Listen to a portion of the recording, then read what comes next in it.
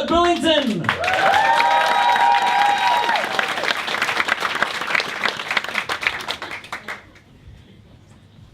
Hi, I'm Melissa, which means honeybee.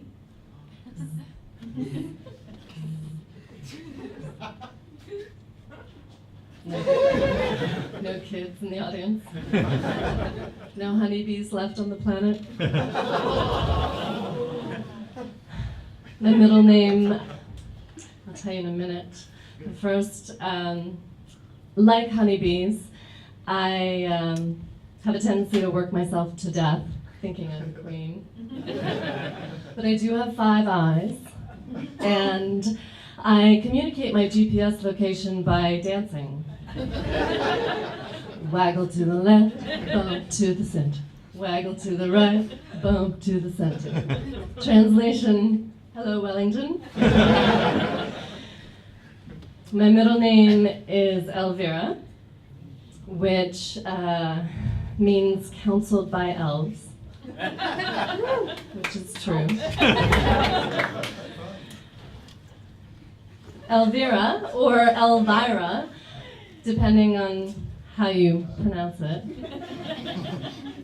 also means true, which is also true.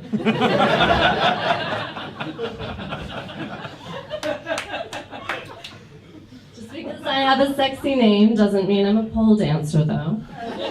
Close. As a yoga teacher, I tend to think of myself as a cross between a nana and a dominatrix. I nurture my students, but I also crack the whip.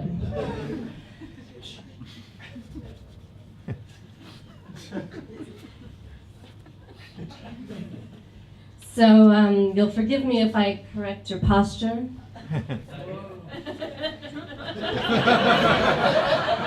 Get you all to breathe like Darth Vader.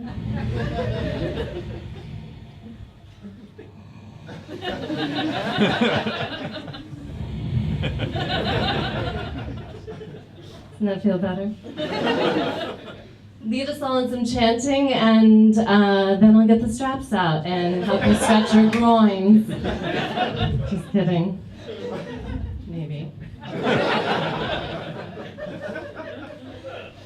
So after 17 years of teaching yoga, I've been really wondering what it's all about these days. Seems like a lot of self-congratulatory, ego-identified posers with very little substance, but sporting enviable, enlightened expressions.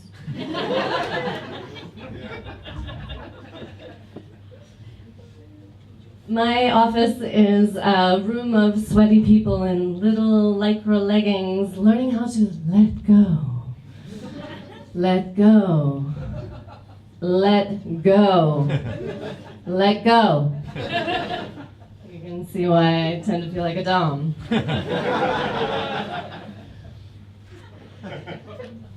I've been studying comedy for a few years, which is just my justification way of saying watching a lot of Netflix. Because ever since I was little, close friends asked me, why don't you let anybody else see this hidden side of you? Because nobody else got my sense of humor. And obviously you'd have to be virtually enlightened to get my jokes. So because I don't know your enlightenment levels, I'm gonna help you out tonight and indicate when the joke is so you don't miss it. Me. That's the cue. Me.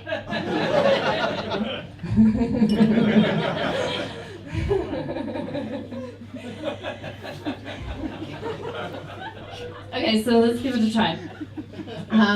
My brother said to me, you hate being interrupted. Not just in talking, but in anything you're doing. I thought about that. I said, who does like being interrupted? Don't answer that. Me.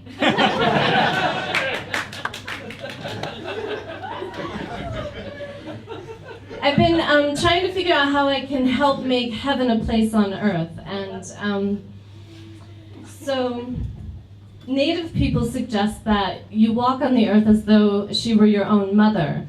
And it was my job as a little girl to walk on my mother's back. And so I can say from experience that when the person you're walking on is the one who feeds you and clothes you and houses you and doesn't beat you, you walk very carefully. You don't strip mine her, you don't cover her in concrete, you don't deforest her, unless of course she wants a Brazilian.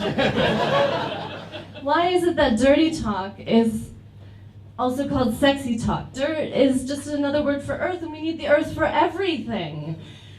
Maybe we need sex for everything. Or maybe that's just me because I have Elvira and Mistress of the Dark in my blood. So, speaking of mistresses, is anybody married? In a committed partnership? How's it going? Can you give me just one word that describes your relationship right now? Great? Nice. Anybody else? Happy. What? Happy. Huh. Notice nobody said sustainable.